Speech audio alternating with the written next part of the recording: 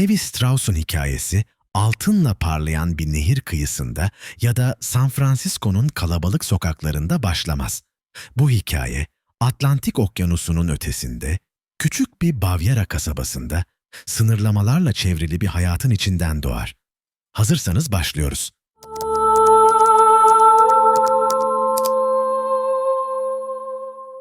19. yüzyılın başlarında Güney Almanya, küçük yerleşimlerin ve katı kuralların hakim olduğu parçalı bir dünyaydı ve Yahudi toplulukları bu düzenin en dar alanlarında yaşamaya zorlanıyordu. Levi'nin doğduğu kasabada insanların nerede yaşayabileceği, hangi mesleği icra edebileceği ve ne kadar yükselebileceği yasalarla önceden belirlenmişti. Geçimini güçlükle sağlayan bir seyyar satıcı ve terzinin en küçük oğlu olan Levi, daha çocuk yaşta bu sınırların ne anlama geldiğini öğrenmişti. Ancak aynı dönemde Avrupa'nın dört bir yanında siyasi çalkantılar, ekonomik krizler ve dini baskılar insanları tanıdıkları toprakların ötesine bakmaya zorluyordu. Göç fikri sadece bir kaçış değil, aynı zamanda yeni bir hayat kurma umudu olarak zihinlere yerleşiyordu. Levi henüz genç yaşlardayken abileri Jonas ve Louis bu umudun peşinden gitmeye karar verdi ve Amerika'ya doğru yola çıktı. New York'a yerleşen iki kardeş kuru gıda ticaretiyle ayakta durmayı başardı ve ailelerine gönderdikleri mektuplarda insanın kaderinin doğduğu yerden çok çalışkanlığıyla belirlendiği bir ülkeden söz etti. Bu mektuplar Levi'nin zihninde Amerika'yı fırsatlarla dolu, hareketli ve sınıfların aşılabildiği bir yer olarak şekillendirdi. Levi'nin yolculuğu ise hemen başlamadı ve gençlik yıllarında ailesine destek olmak için annesi Rebecca ve kız kardeşleriyle birlikte çalışmaya devam etti. Kumaş sattı, ev eşyası sattı ve aileyi ayakta tutmak için sorumluluk üstlendi. 1845 yılında babasını kaybetmesi ise bu yükü daha da ağırlaştırdı ve ailenin hayatında geri dönülmez bir kırılma yarattı. 2 yıl sonra annesi Amerika'daki oğullarının yanına gitmeye karar verdi ve Levi de bu kararın bir parçası olarak hayatının en büyük yolculuğuna çıktı. Atlantik'i geçmek kolay değildi. Dar kameralarda geçen haftalar, yetersiz erzak ve belirsizlikle dolu bir yolculuk, umutla katlanılan bir sınavdı. Her geçen gün yeni bir hayata biraz daha yaklaşıldığı düşüncesi, bu zorluğu katlanılabilir kılıyordu. New York limanı göründüğünde Levi, bugüne kadar tanıdığı dünyadan tamamen farklı bir manzarayla karşılaştı.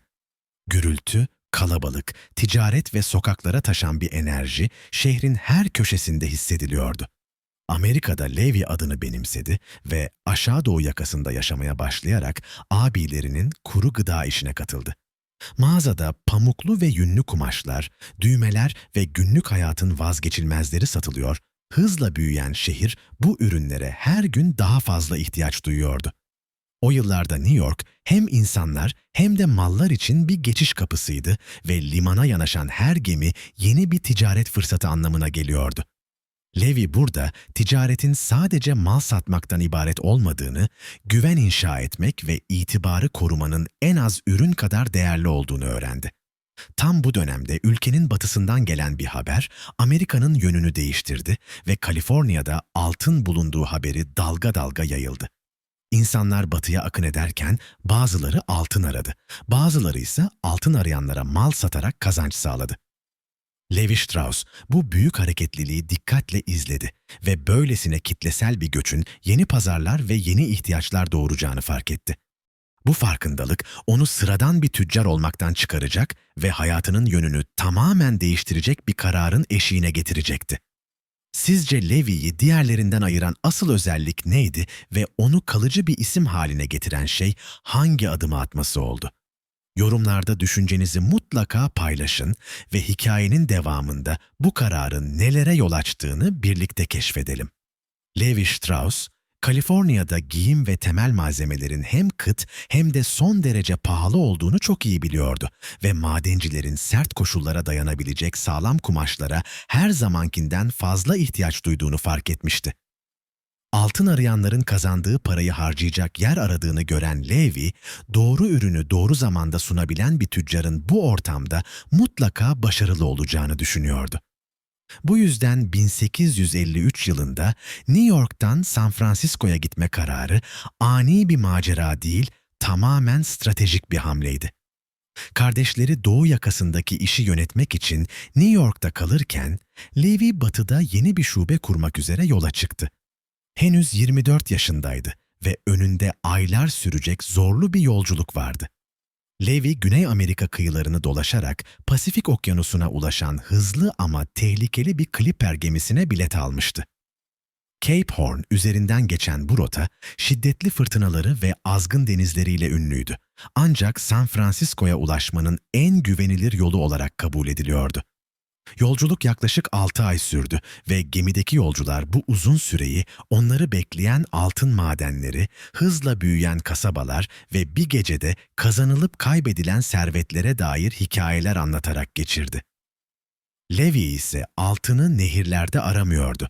Onun gözü mala ihtiyaç duyan madencilerin ve yerleşimcilerin ceplerindeydi.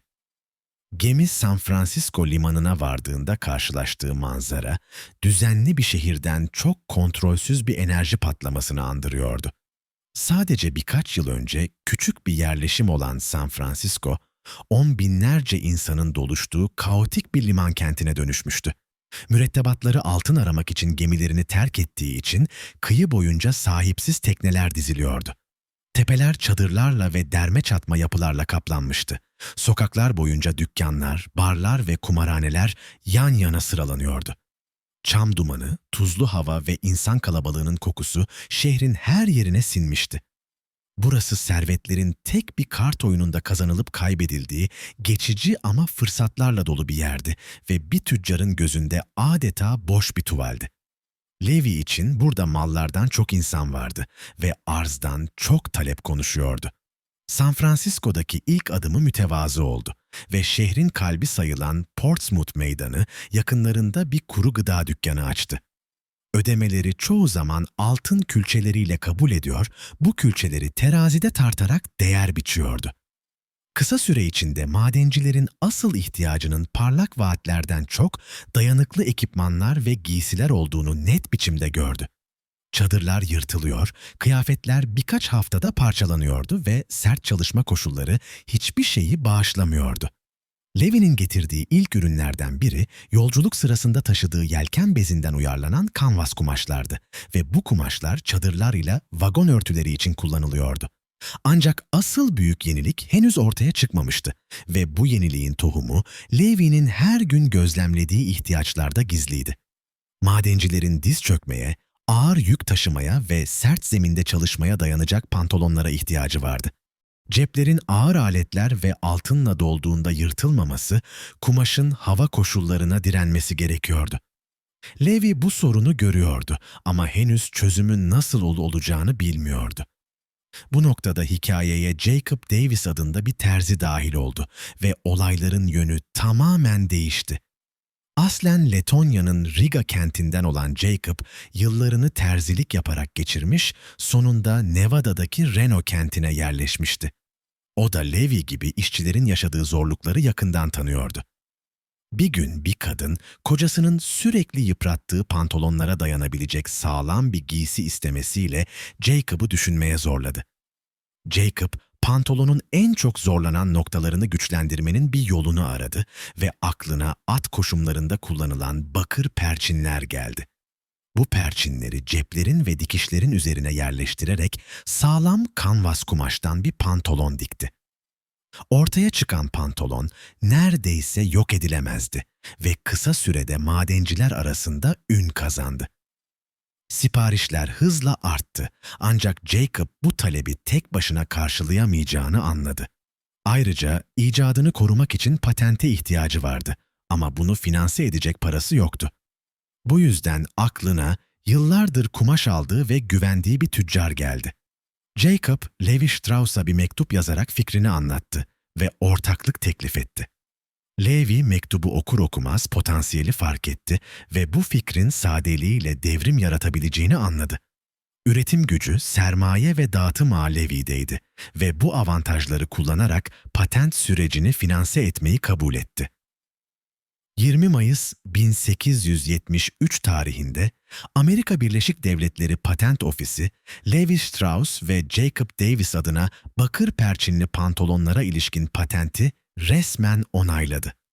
Bu tarih, mavi kot pantolonun doğduğu an olarak kabul edildi ve sıradan iş kıyafeti zamanla dünya çapında bir simgeye dönüşecek yolculuğuna başladı. Patent, Levi Strauss ve şirketine yaklaşık 20 yıl boyunca perçinli iş pantolonu üretme hakkını tek başına kullanma gücü verdi. Bu avantajı boşa harcamayan Levi ve Jacob, vakit kaybetmeden üretimi büyütme kararı aldı ve işi atölye ölçeğinden gerçek bir üretim düzenine taşıdı. San Francisco'daki depo kısa sürede küçük ama yoğun çalışan bir fabrikaya dönüştürüldü ve doğudan getirilen dikiş makineleriyle üretim hızlandı. Atölyede çalışanların büyük bölümü tıpkı Levi gibi göçmenlerden oluşuyordu ve hepsi ağır kumaşlarla çalışmanın zorluğunu biliyordu. İlk yıllarda perçinli pantolonlar iki farklı kumaştan üretiliyordu. Biri sert ve dayanıklı kahverengi kanvas, diğeri ise Fransa'da dokunan ve sonradan kot bezi olarak anılacak olan sağlam pamuklu kumaştı. Bu kumaş bitkilerden elde edilen koyu mavi bir boyayla renklendiriliyordu ve bu renk hem dayanıklılığı hem de işin izlerini saklama özelliğiyle öne çıkıyordu. Zamanla Levi önemli bir farkı net biçimde gördü. Madenciler, kanvas pantolonların sağlamlığını takdir ediyordu. Ama kot bezinden yapılan pantolonlar giyildikçe yumuşuyor, vücuda uyum sağlıyor ve yine de dayanıklılığını koruyordu. Ayrıca mavi boya zamanla soluyor ve her pantolona kendine özgü bir görünüm kazandırıyordu. Bu gözlem, üretimin yönünü belirledi ve Levi ağırlığı tamamen kot bezine verdi.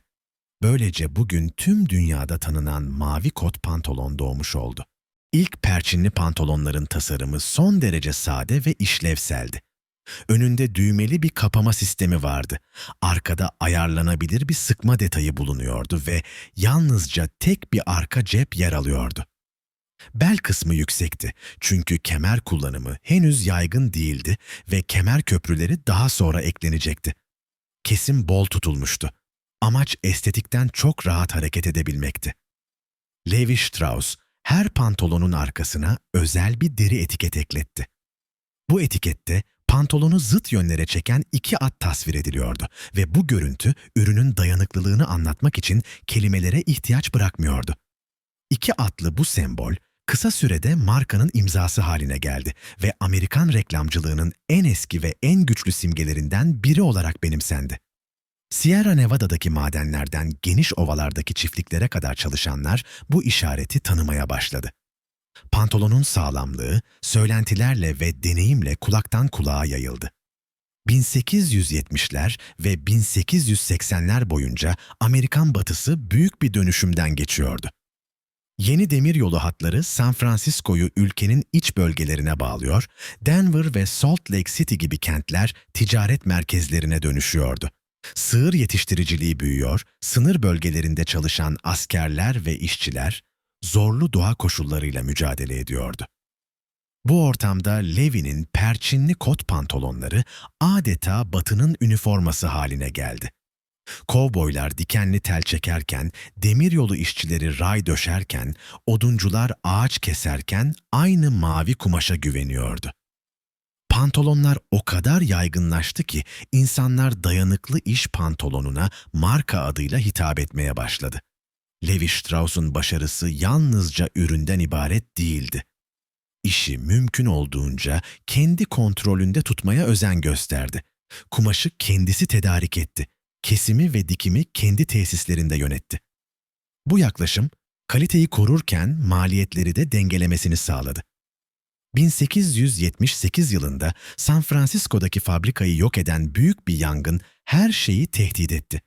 Ancak Levi pes etmedi ve fabrikayı demir ile tuğla kullanarak dönemin en dayanıklı ve güvenli yapılarından biri olacak şekilde yeniden inşa etti. Çalışanlarına yaklaşımı da dönemi için dikkat çekiciydi. Birçok işveren işçileri kolayca gözden çıkarılabilir görürken, Levi sağlık ve güvenlik önlemlerine önem verdi. Düzenli ücret ödedi ve sadakat bekledi. Bu anlayış fabrikanın istikrarlı büyümesinde önemli rol oynadı. Ayrıca işi aile içinde tutmaya özen göstererek kardeşi Louis'in çocuklarını da şirkete dahil etti. Levi Strauss için bu sadece bir ticaret değil, uzun vadeli bir miras inşa etme yoluydu. Bu aile üyeleri, Levi Strauss'un ölümünden sonra şirketin başına geçerek işin sürekliliğini sağladı ve markanın kurumsal kimliğini korudu. Şirket aynı zamanda yoğun bir reklam stratejisi benimsedi. 1886 yılında iki atın bir pantolonu karşılıklı çektiği deri yama resmi olarak ticari marka haline getirildi. Bu görsel, okuma yazma bilmeyen müşteriler için bile dayanıklılığın açık bir simgesiydi. Patent süresi sona erdiğinde Levi's adı artık kaliteyle özdeşleşmişti ve mavi kot pantolon kavramı Amerikan gündelik yaşamının bir parçası haline gelmişti. Mavi kot, başlangıçta işçi sınıfına yönelik pratik bir giysiyken zamanla sınıf sınırlarını aşan bir sembole dönüştü. Madenciler işte giyerken çiftçiler pazar günleri şehirde aynı pantolonları tercih etmeye başladı. Gençler içinse kot, rahatlığın ve özgürlüğün simgesi haline geldi. Avrupa kumaşları, bitkisel boyalar ve Amerikan iş zekası tek bir üründe birleşmişti. Levi Strauss sadece bir yenilikçi değil, aynı zamanda ileri görüşlü bir iş insanıydı. Kazancını yalnızca büyümeye değil, topluma da yatırdı. San Francisco'nun kültürel ve hayırsever yaşamında aktif rol aldı. Hastaneleri, yetimhaneleri ve eğitim kurumlarını destekledi. İş başarısının sosyal sorumlulukla birlikte gelmesi gerektiğine inanıyordu. 1880'lerde ürün yelpazesi genişledi ve kot ceketler piyasaya sürüldü. Bu ceketler de tıpkı pantolonlar gibi sert başlayıp zamanla sahibinin vücuduna uyum sağlıyordu. Dayanıklılıkla sade bir stil birleşmişti ve bu kombinasyon Batı'nın işçi sınıfı için bir üniformaya dönüştü. Şirket markalaşmanın gücünü erken kavradı. Her ürün iki atlı deri yama ve numaralandırma sistemiyle ayırt ediliyordu. Bu tutarlılık müşteriler arasında güven oluşturdu ve Levi's adını kalıcı hale getirdi. Levi Strauss 1902 yılında hayata veda ettiğinde ardında yalnızca bir şirket değil, bir kültür bırakmıştı. Yeğenleri bu mirası devralarak hem kalite anlayışını hem de ahlaki duruşu sürdürdü. Zaman değişse de Levi's kot pantolonları, dayanıklılığın, emeğin ve Amerikan ruhunun sessiz bir simgesi olarak varlığını korumaya devam etti. Şirket, arka ceplerde kullanılan çift dikişli arkuat tasarımını da tescil ettirdi ve bu ayırt edici çizgiyi yarasa kanadını andıran formuyla birlikte taklitçileri uzak tutmak için bilinçli bir şekilde kullandı. Bu tasarım zamanla yalnızca teknik bir detay olmaktan çıkıp Levi's ürünlerinin uzaktan bile tanınmasını sağlayan güçlü bir simgeye dönüştü. Fabrika operasyonlarında ise verimliliği ve kalite tutarlılığını artırmak amacıyla modern makineler ve yeni üretim tekniklerine yatırım yapıldı. Şirket, müşterilere daha yakın olabilmek ve nakliye sürelerini kısaltmak için San Francisco dışına çıkarak Los Angeles'ta ve Orta Batı'nın çeşitli eyaletlerinde yeni üretim tesisleri kurdu.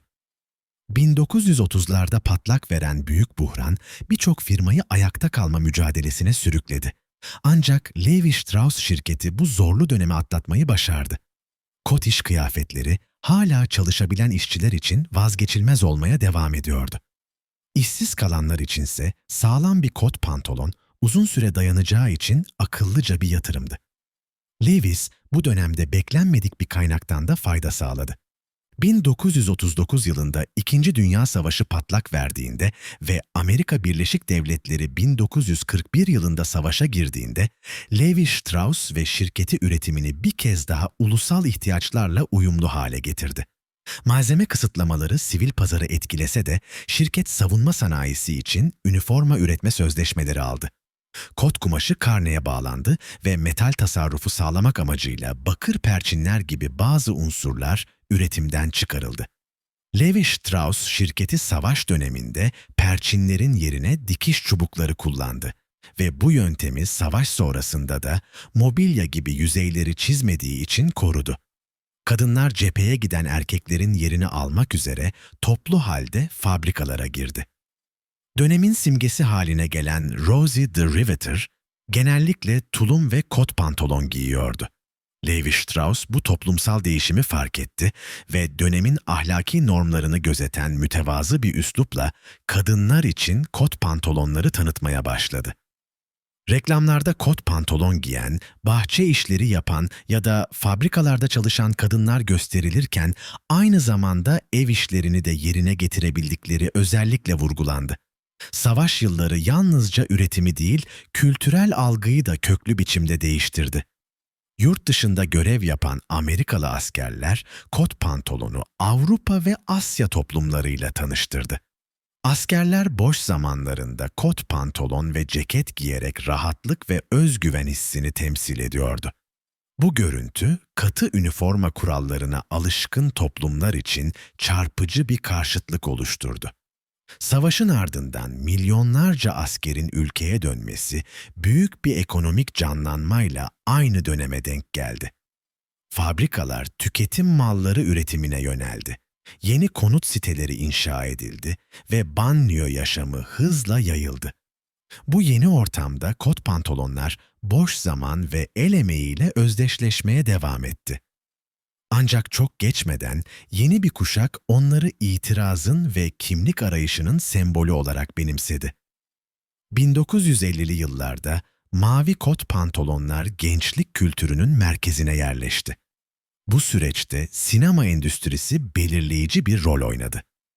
1953 yılında gösterime giren Asi Motosikletçi temalı film ve 1955 yılında yayımlanan gençlik bunalımını konu alan film, kot pantolon giyen içe dönük genç erkekleri geniş kitlelere taşıdı. Bu görünüm isyanı, gençlik huzursuzluğunu ve işçi sınıfıyla özdeşleşmeyi simgeliyordu. Kot pantolonlar, eşitlikçi yapıları sayesinde herkes tarafından giyilebiliyor ve dayanıklılıkları sayesinde uzun süreli eylemler için ideal bir giysi oluşturuyordu.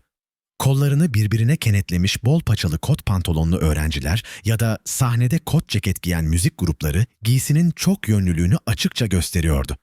Levi Strauss, şirketi bu kültürel değişimlere dikkatli ve uyumlu bir biçimde karşılık verdi. Değişen zevklere hitap etmek için yeni kesimler ve stiller piyasaya sürüldü. 1960'lı yılların sonlarında bol paçalı ve bot paçalı kot pantolonlar tanıtıldı. Ayrıca önceden küçültülmüş kumaşlar kullanılarak tüketicilerin pantolonlarını sıcak suda küçültme zorunluluğu ortadan kaldırıldı. 1967 yılında kot pantolonlar için ilk ulusal televizyon reklam kampanyası başlatıldı ve bu adım giysinin ana akım kültürdeki yerini sağlamlaştırdı. Buna rağmen Levi Strauss şirketi temel ürünü olan düğmeli 500 bir modelini üretimde tutarak geleneksel kullanıcı kitlesini korudu. 1970'li yıllarda kot pantolonlar cinsiyet ve sınıf sınırlarını tamamen aştı. Kadınlar evde, işte ve sosyal yaşamda kot pantolon giyerken erkekler barbekülerde ve tamirhanelerde aynı giysiyi tercih ediyordu. Müzik grupları sahnede kot pantolon giyerek bu giysiyi kültürel bir simgeye dönüştürdü. Kot modası süslemeler, nakışlar ve metal detaylarla çeşitlendi ve Levi Strauss ürünleri bu akımın merkezinde yer aldı. Şirket farklı tüketici gruplarına hitap etmek için yeni ürün serileri tanıttı. 1970'li yılların sonlarında daha dar kesimli ve yüksek fiyatlı kot pantolonlar piyasaya sürüldü. Amerikan pazarı çeşitlenirken Levi Strauss geniş kesim, yıkama ve fiyat aralığı sunarak bu değişime uyum sağladı. 1980'li yıllarda kot kumaş moda dünyasının temel taşlarından biri haline geldi. Müzik videoları ve televizyon kanalları ünlü isimleri Levi Strauss kot pantolonlarıyla sergiledi. 1984 yılında yayımlanan ve Amerikan bayrağı temalı albüm kapağı, kot pantolonu ulusal kimlikle ilişkilendiren güçlü bir görsel sundu. Bu dönemde şirket hızla değişen trendlere ayak uydurmakta zaman zaman zorlandı. Buna rağmen köklü mirasını ve 500 bir modelinin tarihsel değerini vurgulayarak otantik kimliğini korumayı başardı. 20. yüzyıl boyunca Levi Strauss ve şirketi savaşlar, ekonomik dalgalanmalar ve kültürel dönüşümlerle birlikte yol aldı. Kot pantolon hem işçilerin hem de itiraz edenlerin üniforması haline gelerek Amerikan toplumunun çelişkilerini yansıttı. Bireysel ama seri üretim, eşitlikçi ama kimi zaman dışlayıcı, pratik ama aynı zamanda modaydı. Şirket, pazarın farklı bölümlerini ele geçirmeyi hedefleyerek Britanya ve Paris merkezli Marinette gibi markaları satın aldı. Günlük giyim, takım elbise pantolonları ve kot dışı çeşitli ürünler piyasaya sürdüler. Bu girişimlerin bir kısmı karşılık bulurken bir kısmı beklenen etkiyi yaratmadı. Bu sırada 501 serisi markanın bel kemiği olmayı sürdürdü. Ancak genç tüketicilerin tasarımcı markalara yönelmesiyle satışlar durağanlaştı. Spor giyim ve yeni moda akımları gençlerin ilgisini çekerken Levi Strauss pazarlama yaklaşımını yeniden düşünmek zorunda kaldı. Bu yeniden değerlendirme, akılda kalan reklam kampanyalarını beraberinde getirdi. 1984 yılında yayımlanan ve Nick Camen'ın kot pantolonunu yıkamak için iç çamaşırıyla soyunduğu reklam, markanın hafızalara kazınan örneklerinden biri oldu. Reklam, havalılık ve nostalji duygusuna sesleniyor, aynı zamanda cinsellik ile Amerikan kültürünü aynı çerçevede birleştiriyordu. Bu karışım izleyicilerde güçlü bir yankı uyandırdı. 1990'lı yıllarda gelen başka bir kampanya ise retro isyankarlık hissini güçlendirmek için Velvet Underground'ın Venus parçasını kullandı. Bu tür hamleler markanın yeniden görünürlük kazanmasına ve genç kitleyle bağ kurmasına yardımcı oldu. 1990'lı yıllar aynı zamanda giyim sektöründeki çalışma koşullarına dair artan bir farkındalık dönemiydi. Aktivistler, büyük markalara üretim yapan bazı fabrikalarda kötü koşulların ve insan hakları ihlallerinin bulunduğunu gündeme taşıdı. Hayırseverlik ve çalışan refahı konusunda uzun bir geçmişe sahip olan Levi Strauss ve şirketi, yurt dışındaki sözleşmeli üretim ağındaki koşullar nedeniyle daha yakından incelenmeye başladı. Buna karşılık şirket yalnızca savunma yapmakla yetinmeyip somut adımlar atmayı tercih etti. 1991 yılında Levi Strauss, küresel kaynak ve işletme yönergeleri politikasını benimsedi. Bu politika, işçi standartları, çevre uygulamaları ve işçi haklarını birlikte ele alan erken örneklerden biri olarak öne çıktı. Davranış kuralları, tedarikçilerin adil çalışma koşullarına uymasını zorunlu kılıyordu. Çocuk işçiliğini yasaklayan, güvenli çalışma koşulları isteyen ve en az yasal asgari ücretin ödenmesini şart koşan standartlar belirledi. Şirket ayrıca bu ilkelerin kağıt üzerinde kalmaması için denetim ve eğitim mekanizmaları kurdu. Bazı aktivistler bu yönergeleri yine de yetersiz buldu. Ancak Levi Strauss ve şirketi kurumsal sosyal sorumluluk konusunda sektörün öncüleri arasında anılmaya başladı. Bu dönemde küreselleşme, Levi Strauss'un Amerikan kimliğiyle kurduğu ilişkiyi de sınadı. 2000'li yılların başında zorluklar daha da çeşitlendi. Hızlı moda markaları modaya uygun, ucuz ve hızla yenilenen ürünler sunarak tüketici beklentilerini değiştirdi. Bu dönüşüm, dayanıklılığı ve uzun ömürlülüğü öne çıkaran markaların rekabet etmesini zorlaştırdı. Aynı zamanda gençler arasında yaşam tarzı markaları da popülerleşti ve pazarın dikkati daha parçalı hale geldi. Levi Strauss, bu koşullara ürün çeşitlerini sadeleştirerek, yeni kesimler sunarak ve fiyat dengesini gözden geçirerek karşılık verdi. Kadınlar için imza niteliğindeki bootcut kesimi tanıttı ve değişen zevklere uyum sağlamak adına esnek denim kullanımını benimsedi. Reklamcılık tarafında da sosyal medya ve ünlü işbirlikleri gibi araçlardan yararlanarak görünürlüğünü diri tutmaya çalıştı. 2008 mali krizi Levi Strauss için yeni bir sınav oldu. Tüketiciler harcamalarını kıstı. Pek çok perakendeci zorlandı ve birçok mağaza kapandı. Buna rağmen Levi Strauss ve şirketi direnç gösterdi. Markanın kalite vurgusu sadık bir müşteri tabanını korumasına yardımcı oldu. Şirket ayrıca gelişmekte olan pazarlarda büyüme çabalarını hızlandırdı. Levi Strauss, Asya'da yeni fırsatlar yakaladı ve kot pantolon yalnızca bir ürün değil, gençler için havalılık ve özgürlüğün sembolü olarak konumlandı. Şanghay, Mumbai ve Jakarta gibi şehirlerin alışveriş merkezlerinde Levi Strauss mağazaları açıldı. Şirket, temel imajını korurken pazarlama dilini yerel kültürlerle uyumlu hale getirmeyi hedefledi. Hindistan'da Bollywood temalı kampanyalar yürüttüler ve Çin'de kentli gençliğe hitap etmek için yerel tasarımcılarla işbirlikleri kurdular. Avrupa ve Kuzey Amerika'da satışların durağanlaştığı dönemlerde bu uluslararasılaşma hamlesi şirket için kritik bir denge unsuru oldu. Bu yıllar boyunca Levi Strauss ve şirketi iş gücü, çevresel etki ve kurumsal kimlik gibi alanlarda tartışmalarla mücadele etmeyi sürdürdü.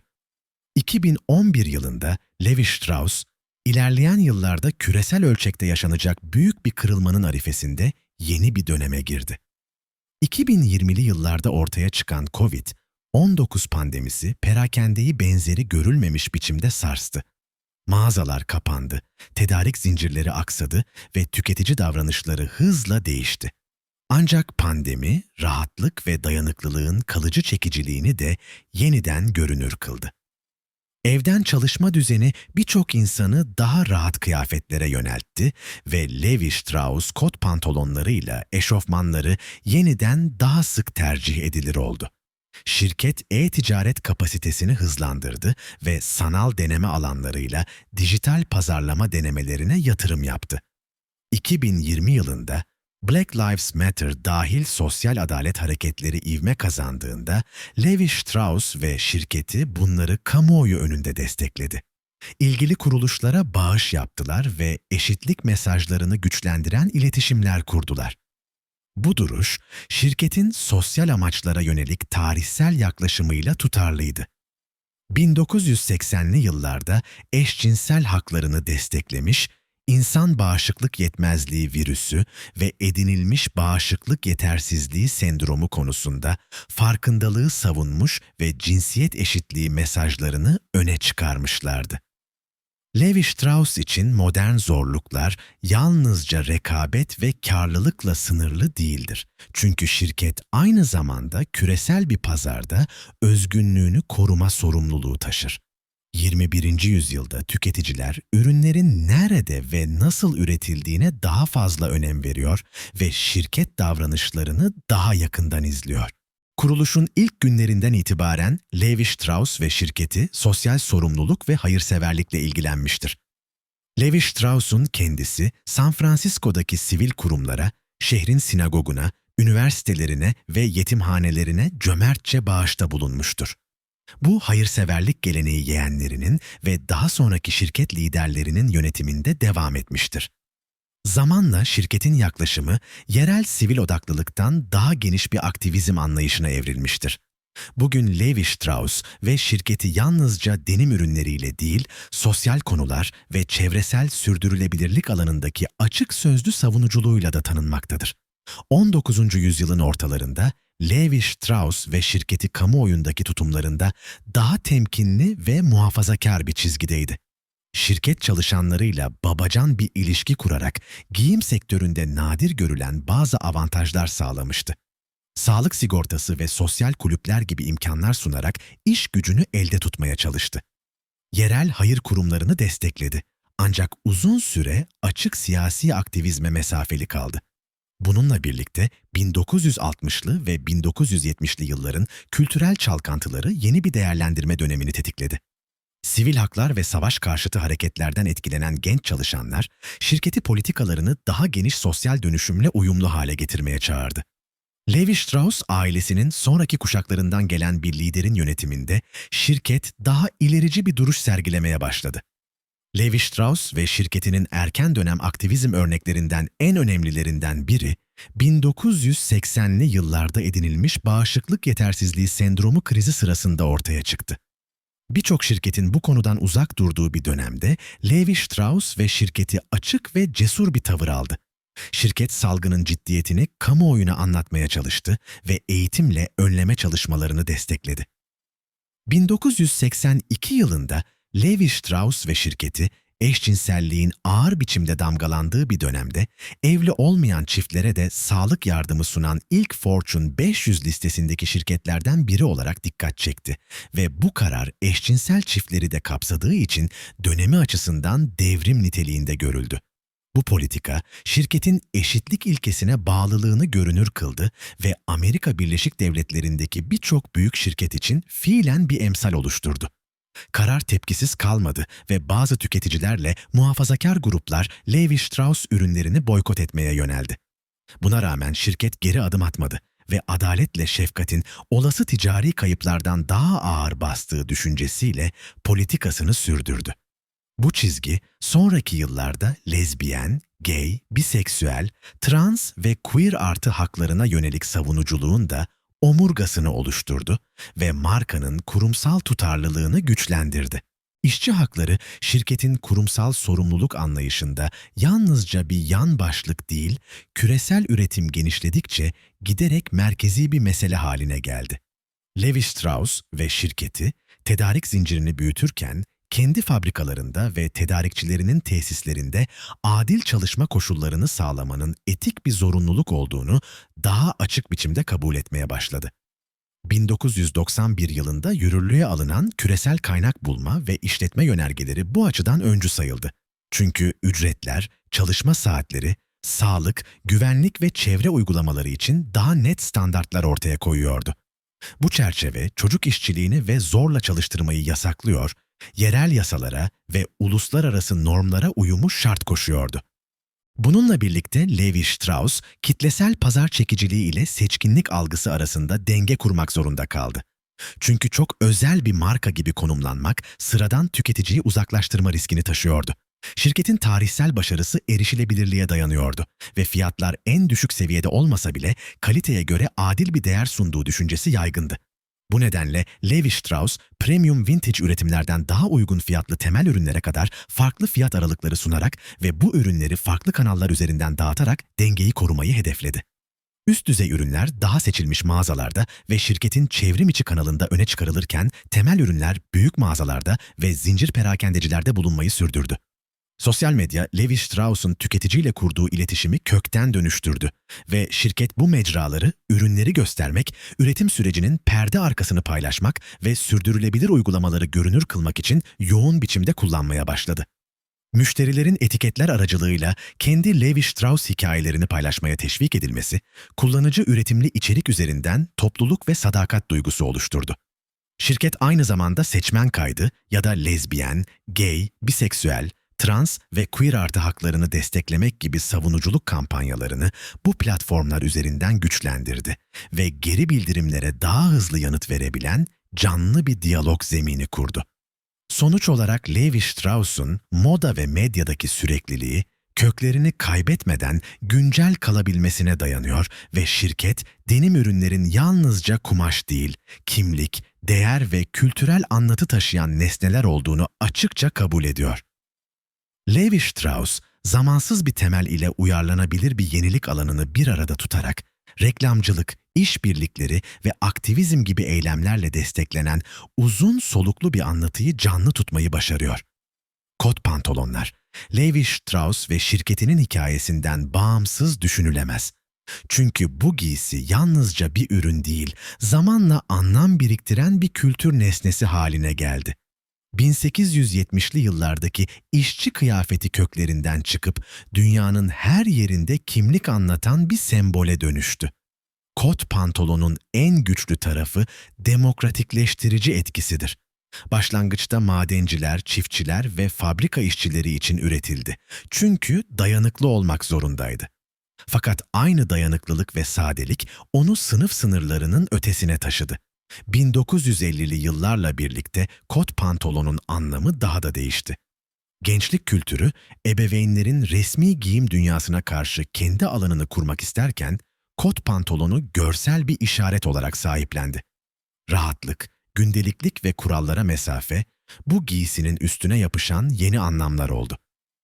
Kot kumaşın zamanla solması, yıpranması, iz taşıması ise bir kusur gibi değil, kişisel hikaye gibi görülmeye başlandı. Hollywood bu sembolizmi büyüttü ve dünyaya ihraç etti. Western filmleri kot pantolonu sertlik, dayanıklılık ve özgürlükle eşleştirdi. Gençlik filmleri ise onu isyan, iç sıkıntısı ve bağımsızlık imgesi haline getirdi. Bu yüzden kot pantolon birçok ülkede yalnızca moda değil, özgürlük fikriyle temas anlamına geldi. Bu etki bazı yerlerde çok daha keskin yaşandı. Sovyetler Birliği'nde kot pantolonun kıymeti bir giysi olmasının ötesindeydi. Çünkü bulunması zordu ve yasaklı olana yakındı. Bir çift kot, bireyselliğin ve dış dünyayla bağ kurmanın simgesine dönüşebiliyordu. Kot pantolonun bir başka kritik dönüşümü de toplumsal cinsiyet alanında yaşandı. Kadınların günlük hayatta daha görünür olduğu ve hareket özgürlüğü talep ettiği dönemlerde kot pantolon pratikliğiyle bu değişime eşlik etti. Rahatlık ve işlev, kadın giyiminde olması gereken kalıpları sorgulatan sessiz ama güçlü bir mesaj taşıdı.